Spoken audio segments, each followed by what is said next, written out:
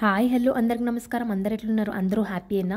నేను లాస్ట్ వీడియోలో మా దూడకి లంపీ స్కిన్ డిసీజ్ వచ్చిందని చెప్పాను. అసలు లంపీ స్కిన్ డిసీజ్ అంటే ఏంటి, ఎందుకు వస్తుందో నేను ఈ వీడియోలో చెప్తాను. నేను ఫస్ట్ ఈ వీడియో తీసేటప్పుడు చాలా ఆలోచించాను, వీడియోలో తీయాలా వద్దా, ఎందుకంటే ఇది ఒక సాడ్ వీడియో. మాకు దూడకి డిసీజ్ వస్తుందని ఎక్స్పెక్ట్ చేయలేదు. కాకపోతే ఈ వీడియో తీసి ఏదైనా ఇన్ఫర్మేషన్ ఇస్తే మేము ఎలా ట్రీట్మెంట్ ఇస్తున్నామో మీకు కూడా, డైరీ ఫామ్ ఉన్న వాళ్ళకు కూడా యూజ్ అవుతుందని వీడియో తీశాను. లంపీ స్కిన్ డిసీజ్ అనేది ఒక వైరస్, అంటే అది ఒక వ్యాధి. క్యాప్రిపాక్స్ వైరస్ వల్ల వస్తుందన్నమాట. ఎక్కువగా ఆవులకి గేదెలకి వస్తాయి. అసలు ఎందుకు లంపీ స్కిన్ డిసీజ్ వస్తుందంటే మెయిన్లీ దోమలు, ఈగలు ఎక్కువగా పీల్చే పురుగుల వల్ల వస్తాయి. పీల్చే పురుగులని టీక్స్ అని అంటారు.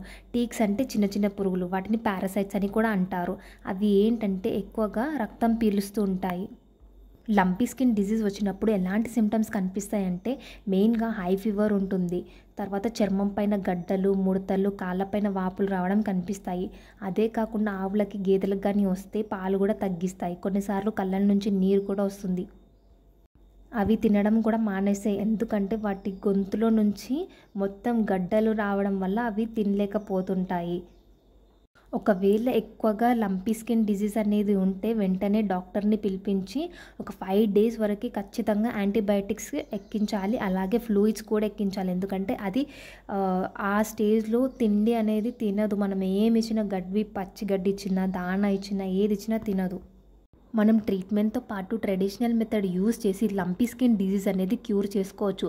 అది స్టార్టింగ్లోనే మనం ఏదున్నా ట్రీట్మెంట్ కానీ ట్రెడిషనల్ మెథడ్ కానీ యూస్ చేసి కేర్ తీసుకోవాలి. లేదంటే దూడలకి వస్తే చాలా డేంజర్, అవి ఒక్కొక్కసారి చనిపోయే ఛాన్సెస్ ఉంటాయి.